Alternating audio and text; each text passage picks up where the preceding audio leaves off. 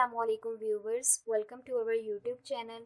Today we are going to start an important course and that course is of operating system. In this video lecture we will take an overview of operating system, that what is operating system, what are its components and how its components work together in our computer system. So let's start. First of all, we will discuss the definition of operating system, that what is operating system. You can also write OS. O stands for operating and S stands for system. Operating system है क्या? ये intermediate के तौर पे act करता है user और computer hardware के दरमियान. आपको पता है कि जब यूज़र कंप्यूटर को ऑन करता है तो वो उसके हार्डवेयर कंपोनेंट्स के साथ इंटरैक्ट करता है. हार्डवेयर कंपोनेंट्स कौन से होते हैं? जिनको आप टच कर सकते हैं, जिनको आप फील कर सकते हैं, यानी कि टेंजिबल पार्ट्स. यूज़र जो होता है वो उन टेंजिबल पार्ट्स को यूज़ करता है.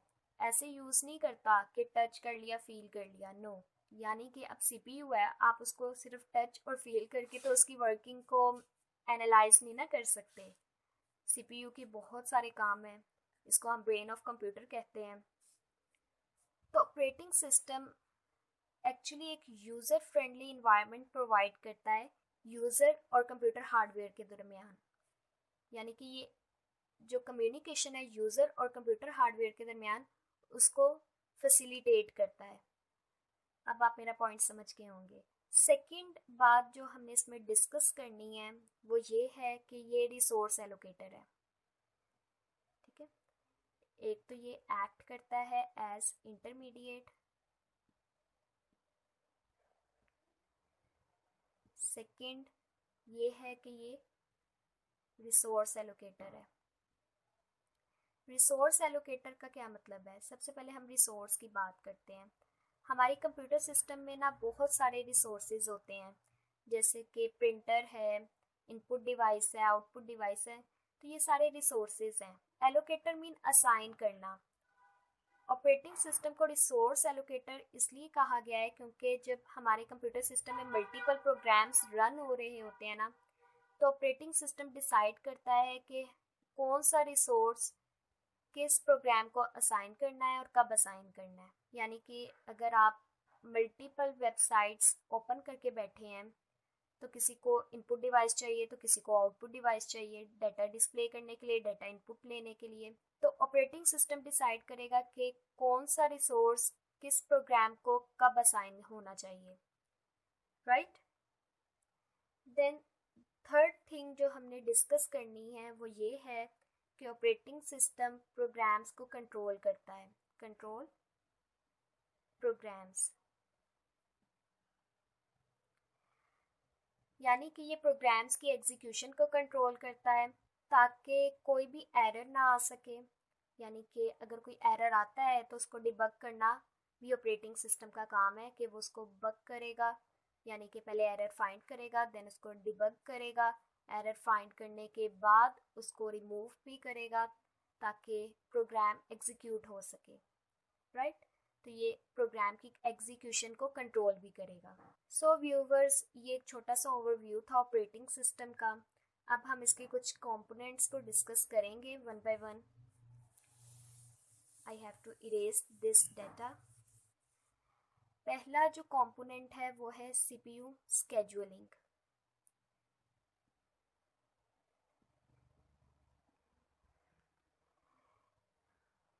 सीपीयू स्केड्यूलिंग मीन सीपीयू यानी कि हमारा प्रोसेसर, सेंट्रल प्रोसेसिंग यूनिट, कब किस वक्त किस प्रोग्राम को असाइन होगा. अब जो सीपीयू है वो 4 चीज़ों की बेस पे असाइन किया जाता है किसी भी प्रोग्राम को. स्ट्रेटजी है जिस पे सीपीयू की स्केड्यूलिंग बेस करती है वो है फर्स्ट इन फर्स्ट सर्विस. जैसे कि हमने पढ़ा हुआ है ना, फर्स्ट इन फर्स्ट आउट. तो इसमें ये है कि फर्स्ट इन फर्स्ट सर्व, कि जो प्रोग्राम पहले आया उसको पहले सीपीयू असाइन कर दिया जाए. फॉर एग्जांपल P1 पहले मेन मेमोरी में लोड हुआ है और इसकी इंस्ट्रक्शन ही सीपीयू पे ट्रांसमिट हुई है, तो सीपीयू पहले इसे असाइन कर दिया जाए. राइट.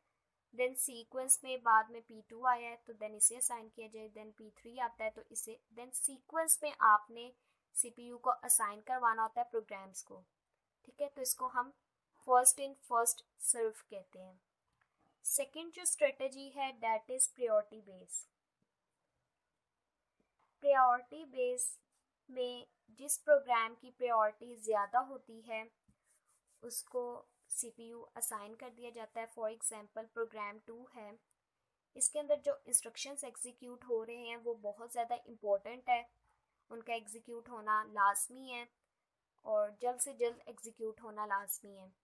तो हम CPU पहले से असाइन कर देंगे और P1 जो होगा वो वेटिंग स्टेट पे होगा, राइट। थर्ड स्ट्रेटजी है शॉर्टेस्ट जॉब फर्स्ट सर्व, यानी कि जो प्रोग्राम सबसे कम इंस्ट्रक्शंस होल्ड कर रहा है उसको पहले CPU असाइन कर दिया जाए ताकि वो प्रोग्राम पहले एग्जीक्यूट हो जाए और बाद में जो लेंथी प्रोग्राम्स हैं वो एग्जीक्यूट हो जाए, right. Then the fourth strategy is round robin. Round robin में क्या होता है? राउंड रॉबिन में ये है कि आपके पास सर्कुलर फॉर्म में CPU ट्रांसमिट किया जाता है, जैसे कि आपके पास at a time 3 programs main memory में लोड है और ये तीनों एग्जीक्यूट हो रहे हैं। तो सबसे पहले CPU P1 को कुछ टाइम के लिए असाइन किया जाएगा, जब इसका टाइम आउट हो जाएगा तो कंट्रोल P2 पे आ जाएगा। देन कुछ देर तक इसकी वर्किंग होगी और जब इसका टाइम आउट हो जाएगा तो कंट्रोल P3 पे आ जाएगा CPU का। देन कुछ देर तक P3 प्रोग्राम एग्जीक्यूट होगा, जब इसका टाइम आउट हो जाएगा तो दोबारा से कंट्रोल P1 पे चला जाएगा। देन अगेन कुछ टाइम के बाद P2 पे, देन P3 पे। तो ये राउंडेड शेप में कंट्रोल ट्रांसमिट होता रहेगा जब तक कि एग्जीक्यूशन कंप्लीट नहीं हो जाती। तो ये था CPU scheduling. CPU is an important component of computer system. तो किस तरह CPU प्रोसेसेस को असाइन होता है, हमने वो 4 स्ट्रेटजीज देख ली हैं कि किस बेस पे असाइन किया जाता है। ओके व्यूवर्स, अब हम अपने नेक्स्ट कंपोनेंट को डिस्कस करने जा रहे हैं, डेट इज़ प्रोसेस। कि प्रोग्राम प्रोसेस कब बनता है? प्रोग्राम क्या होता है? प्रोग्राम सेट ऑफ इंस्ट्रक्शंस होते हैं, ठीक है। Program is a set of instructions, तो उन इंस्ट्रक्शंस को एग्जीक्यूट किया जाता है। हमने बेसिकली डिस्कस ये करना है कि प्रोग्राम प्रोसेस कब बनता है, ठीक है। जब प्रोग्राम मेन मेमोरी में लोड होता है। प्रोग्राम को मेन मेमोरी में क्यों लोड किया जाता है? ताकि वो CPU पे ट्रांसमिट हो सके और CPU सेट ऑफ इंस्ट्रक्शंस को एग्जीक्यूट कर सके। तो जब प्रोग्राम मेन मेमोरी में लोड होता है एंड देन मेन मेमोरी से CPU में ट्रांसमिट होता है या प्रोसेसर पे ट्रांसमिट होता है for the purpose of execution, then हम कहते हैं कि प्रोग्राम प्रोसेस बन गया है। Now we are going to discuss another component that is process synchronization। प्रोसेस सिंक्रोनाइजेशन क्या होता है? सिंक्रोनाइजेशन की टर्म को हम कहते हैं ऑर्डर। ऑर्डर डिफाइन करना कि कौन सा प्रोसेस पहले CPU पे जाएगा और कौन सा बाद में जाएगा। आपको पता है कि जो मेन मेमोरी होती है उसमें मल्टीपल प्रोसेसेस होते हैं और हर प्रोसेस 1 बाय 1 CPU पे ट्रांसमिट करवाया जाता है। तो प्रोसेस सिंक्रोनाइजेशन का मतलब है कि कौन सा प्रोसेस पहले CPU पे ट्रांसमिट करवाया जाएगा और कौन सा बाद में ट्रांसमिट होगा, यानी कि ऑर्डर डिफाइन कर दिया जाएगा, राइट। इसको हम एक और तरह डिस्कस कर सकते हैं। हमारे पास एक सिस्टम है जिसमें मल्टीपल प्रोसेसर्स कनेक्टेड हैं, ठीक है। यहाँ पे मैंने 3 प्रोसेसर्स लिए हैं और ये सिस्टम में कनेक्टेड हैं और एक शेयर्ड मेमोरी है, शेयर्ड मेमोरी रिसोर्स है।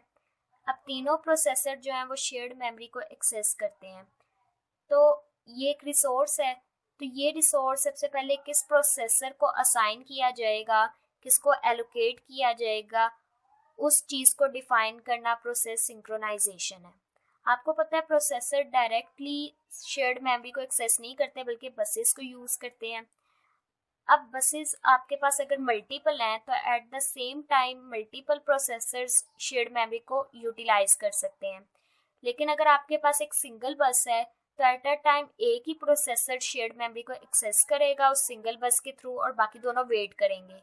तो बेसिकली हमने प्रोसेस सिंक्रोनाइजेशन में ऑर्डर को डिफाइन करना होता है कि पहले किस प्रोसेस को कौन सा रिसोर्स और कब एलोकेट किया जाएगा, उस ऑर्डर को डिफाइन करना प्रोसेस सिंक्रोनाइजेशन है, राइट। अब हम अपने नेक्स्ट कंपोनेंट को डिस्कस करेंगे and that is threads. Threads क्या होते हैं? जो छोटे छोटे प्रोग्राम होते हैं ना एक लार्जर प्रोग्राम में, उनको थ्रेड्स कहते हैं। जैसे कि अगर हम बात करें कि एक एमएस वर्ड है, एमएस वर्ड में स्पेलिंग चेकर है, स्पेलिंग्स को चेक करने के लिए, ग्रामर चेकर है, ग्रामर को चेक करने के लिए, और इसके अलावा जो अंडरलाइनिंग फीचर है, बोल्ड फीचर है, तो ये छोटे छोटे प्रोग्राम्स हैं, फीचर्स हैं एमएस वर्ड के, तो हम इनको थ्रेड्स कहते हैं, राइट। उसके बाद हम एक और टर्म डिस्कस करने जा रहे हैं and that is deadlock. Deadlock कब अकर होता है? फॉर एग्जांपल आपके पास 3 प्रोग्राम्स हैं, ठीक है। अभी हमने एक सिनेरियो डिस्कस किया था कि एक शेयर्ड मेमोरी है। अगर तीनों प्रोग्राम इस शेयर्ड मेमोरी को at the same time access करना चाहते हैं तो डेडलॉक अकर हो जाएगा, क्योंकि मेमोरी एक है, ठीक है, रिसोर्स एक है, प्रोग्राम 3 है और तीनों at the same time access करना चाह रहे हैं तो डेडलॉक अकर हो जाएगा। बहुत ही सिंपल कंसेप्ट है। देन हम एक और टर्म डिस्कस करने जा रहे हैं दैट इज मेमोरी मैनेजमेंट।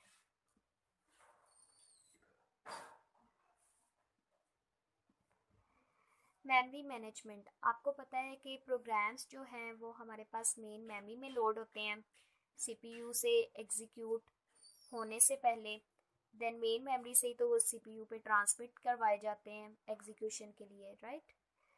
तो मेमोरी मैनेजमेंट मीन कि मेमोरी के अंदर आपने प्रोग्राम्स को किस तरह मैनेज करना है, यानी कि किन किन लोकेशंस पे कौन कौन से प्रोग्राम्स किस तरह लोड होने चाहिए, उन सारी मैनेजमेंट को हम मेमोरी मैनेजमेंट कहते हैं।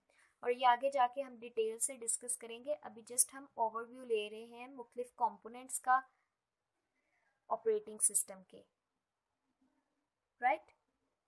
देन हम अब वर्चुअल मेमोरी को डिस्कस करेंगे। What is virtual memory? Virtual memory की एक बहुत ही सिंपल डेफिनेशन है कि अगर आपके प्रोग्राम का साइज़ आपकी मेमोरी के साइज से एक्सीड कर जाए तो हम वर्चुअल मेमोरी यूज़ करते हैं। मिसाल के तौर पे आपके पास जो मेन मेमोरी है ये मेगाबाइट्स में है, ठीक है, लेकिन जो प्रोग्राम है वो आपके पास गीगाबाइट्स में है। तो क्या आप गीगाबाइट्स प्रोग्राम को मेन मेमोरी के मेगाबाइट साइज में लोड कर सकते हैं? नहीं, आप नहीं कर सकते। तो ये होगा कि इसकी जो करंट इंस्ट्रक्शंस हैं जो सीपीयू को चाहिए वो आप मेन मेमोरी में लोड कर दें और बाकी सारा डाटा आप एक मेमोरी में लोड कर दें जिसको हम वर्चुअल मेमोरी कहेंगे। यानी कि इस वर्चुअल मेमोरी में जो इंस्ट्रक्शंस होंगी ये सीपीयू को नहीं चाहिए, मेन मेमोरी वाली इंस्ट्रक्शंस सीपीयू को चाहिए, राइट। देन है last component and that is file system interface. File system interface में हम फाइल हैंडलिंग को डिस्कस करेंगे एंड इसमें जो फाइल से रिलेटेड काम है कि फ़ाइल को कैसे क्रिएट किया जाता है, मॉडिफाई, डिलीशन, वो सारा हम इसके अंदर डिस्कस करेंगे। जब इसकी बारी आएगी इस टॉपिक की तो हम डिटेल से डिस्कस कर लेंगे, so don't worry about it. Okay viewers, in this lecture we have discussed the following terms: operating system definition, CPU scheduling, process synchronization, threads, deadlock, memory management, and virtual memory and file system interface. If you have any confusion in any of this point, then you can ask in comment section. Allah Hafiz.